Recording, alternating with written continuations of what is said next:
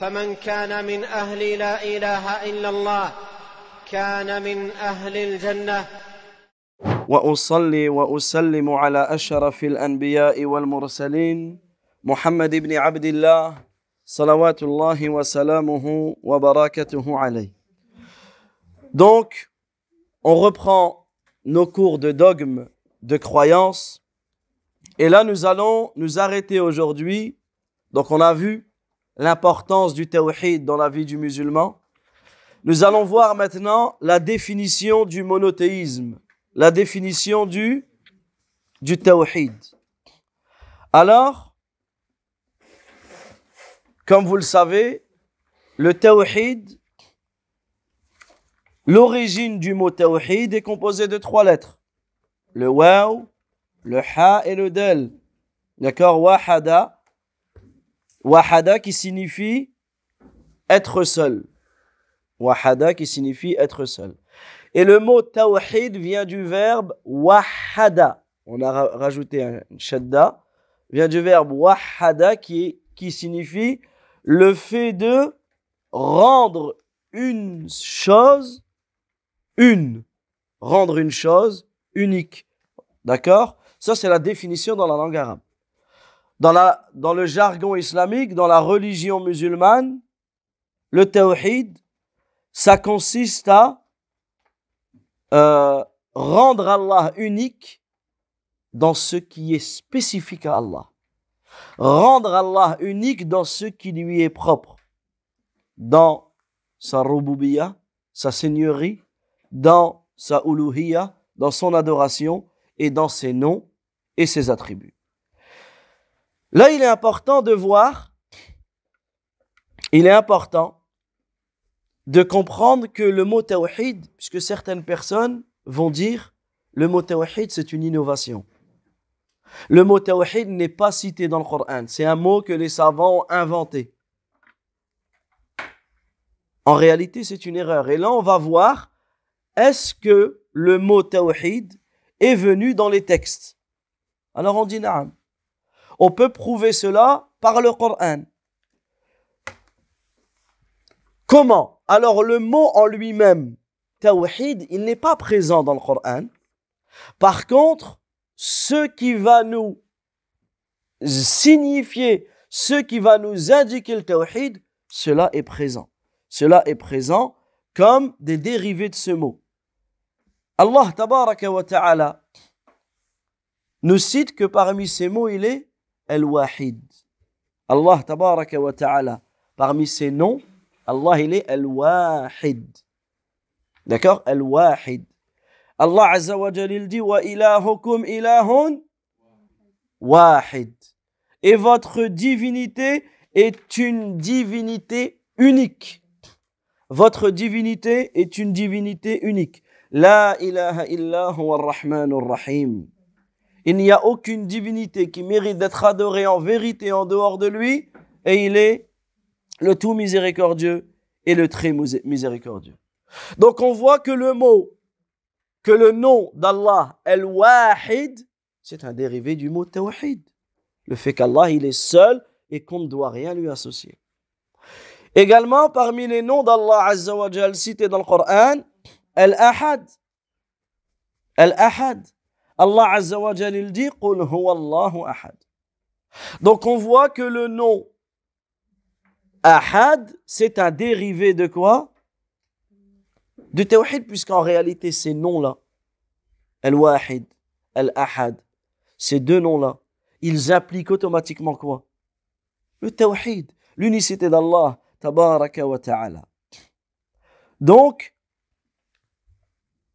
le mot en lui-même ne va pas être présent dans le Coran, mais le thème du Tawhid, le sens du Tawhid, il est présent dans le Coran, du début du Coran jusqu'à la fin du Coran. Il est présent du début du Coran jusqu'à la fin du Coran. C'est pour cela que Ibn al-Qayyim, rahimahullah, a une parole magnifique sur le sujet. Qu'est-ce qu'il dit? Il dit tous les versets du Coran impliquent le tawhid. Surlignez cette phrase. Tous les versets du Coran impliquent le tawhid. tous les versets du Coran impliquent le tawhid. Soit ils en attestent, soit tu vas trouver des versets qui vont attester le tawhid, soit tu vas trouver des versets qui appellent au tawhid. Qui appellent au tawhid. D'accord? Donc tout le Coran, tous les versets du Coran impliquent le tawhid. Soit ils en attestent, soit ils appellent à lui. C'est quoi le premier ordre qui est venu dans le Coran? Quand tu lis Surat Al-Baqarah, le premier ordre qu'Allah qui nous a rendu obligatoire, Ya ayyuhan nas, u'budu rabbakum. Ô vous les gens, adorez votre Seigneur. Donc le premier ordre du Coran, c'est le tawhid. C'est quoi la première interdiction? C'est le verset juste après. Wala taj'alu lillahi andada. Et ne donnez pas d'associés d'égaux à Allah. La première interdiction dans le Coran, c'est quoi? C'est le shirk. D'accord? Donc on reprend la parole d'Ibn al-Qayyim. Rahmatullahi alayhi. Il dit, tous les versets du Coran impliquent le tawhid. On peut même mettre un petit 1. Soit ils nous informent des noms, soit ils en attestent, soit ils appellent à lui. Petit 2. Soit ils nous informent des noms d'Allah, de ses attributs, de ses actes. C'est ce qu'on appelle le tawhid de l'information. Car Allah, tabaraka wa ta'ala, dans le Coran, il nous informe que lui seul a ses noms, et que lui seul a ses attributs, et que lui seul peut faire ce qu'il fait. Vous comprenez ou pas? Donc, Allah Azza wa Jal, dans le Coran, il nous informe du tawhid. On peut l'appeler le tawhid de l'information. Parce qu'Allah, il nous informe que les noms, Al-Ahad, Al-Samad, Al-Wahid, ces noms-là, personne d'autre ne les a à part lui. Ses attributs, le fait de créer, le fait de donner la vie, le fait de donner la mort, le fait de tout gérer, de tout contrôler, seul lui peut les faire. Personne d'autre que lui ne peut le faire. Également, ses actes, subhanahu wa ta'ala. Petit 3, soit ils appellent à son adoration, seul, et sans lui associer quoi que ce soit. Ça, c'est ce qu'on appelle tawhid al-talab, le tawhid de la demande. C'est-à-dire qu'Allah, tabaraka wa ta'ala, t'appelle, il t'ordonne à l'adorer lui sans rien lui associer. D'accord? Comme le verset que l'on a cité tout à l'heure. Soit il s'agit, donc petit 4, soit il s'agit d'un ordre ou d'un interdit. Ceci fait partie des devoirs de l'unicité de sa concrétisation. Lorsque dans le Coran, Allah il te donne des ordres, et lorsque dans le Coran, Allah il te donne des interdits, qu'est-ce que tu dois faire? Tu dois te soumettre à son ordre et délaisser ses interdits. Ça, c'est du tawhid. Parce que c'est ce qu'implique le tawhid. Le fait de dire la ilaha illallah, le fait d'être monothéiste, c'est pas simplement tu reconnais qu'Allah il existe, mais c'est tu es soumis à lui, tu lui obéis. Donc dans tout cela, il y a du tawhid. Petit 5, soit il nous informe sur les miracles qui ont été offerts aux gens du tawhid, ainsi que l'obéissance des gens du tawhid dans ce bas monde. Dans le Coran, tu as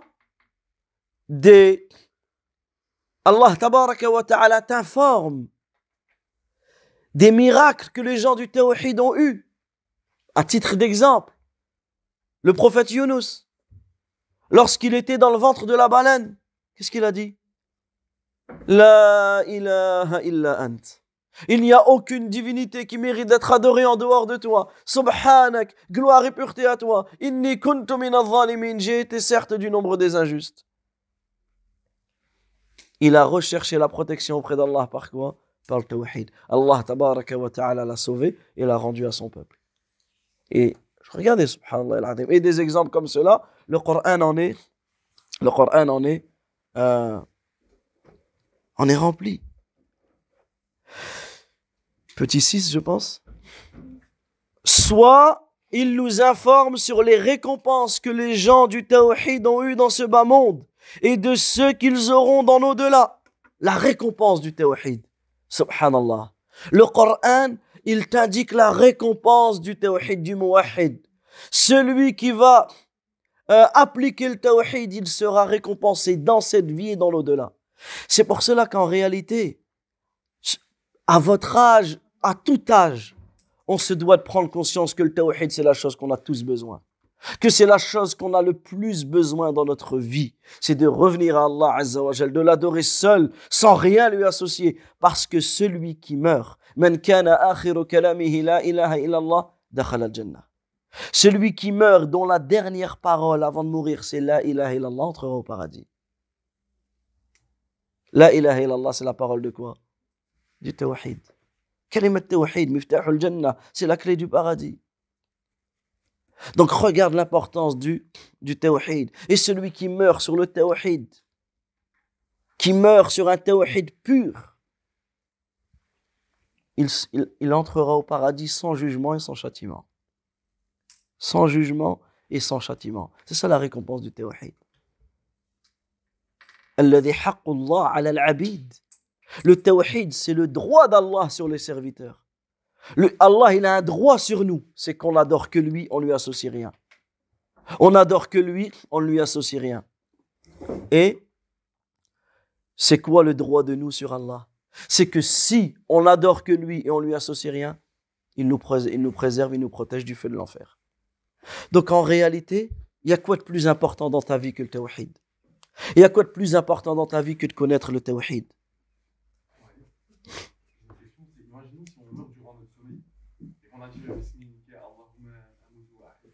Alors Adam, il pose une bonne question. Quelqu'un qui meurt dans son sommeil. Et ce que tu as dit, tu as répondu à ta question. Quelqu'un qui dit Bismika Allahumma amutu wa ahya. Avant de dormir, qu'est-ce que tu dis? Exactement. Et il n'y a pas que ça. Il y a plusieurs invocations à dire avant de dormir. Et je vous incite à lire les invocations qu'il faut dire avant de dormir. Et d'une manière générale, dans tous les cas, toutes les invocations, elles reviennent à quoi? Au tawhid. Elles reviennent au tawhid. Que ce soit les invocations dans la prière, que ce soit les invocations du matin, les invocations du soir, les invocations avant de dormir, en te réveillant, dans tout cela. C'est pour cela que tout le Coran, toute la Sunna, tous les sujets du Coran, de la Sunna reviennent au tawhid. D'accord? Petit 7, petit 8, je ne sais plus. Soit il nous informe sur les gens du shirk, soit il nous informe sur les gens de l'association et ceux qu'on leur réserve dans ce bas monde et dans l'autre. Ce sont les informations à propos de celui qui sort du tawhid. Ça veut dire qu'ici, comme Allah tabaraka wa ta'ala nous enseigne la récompense des gens du tawhid, également dans le Coran, Allah tabaraka wa ta'ala, il nous informe, Allah Azza wa Jal, il nous informe sur Allah Azza wa Jal nous informe sur la gravité de commettre du shirk et de la punition de ceux qui ont commis du shirk. Est-ce que quelqu'un peut lui prêter un stylo? Est-ce que quelqu'un a un stylo en plus à votre camarade à prêter? Barakallahu fikum.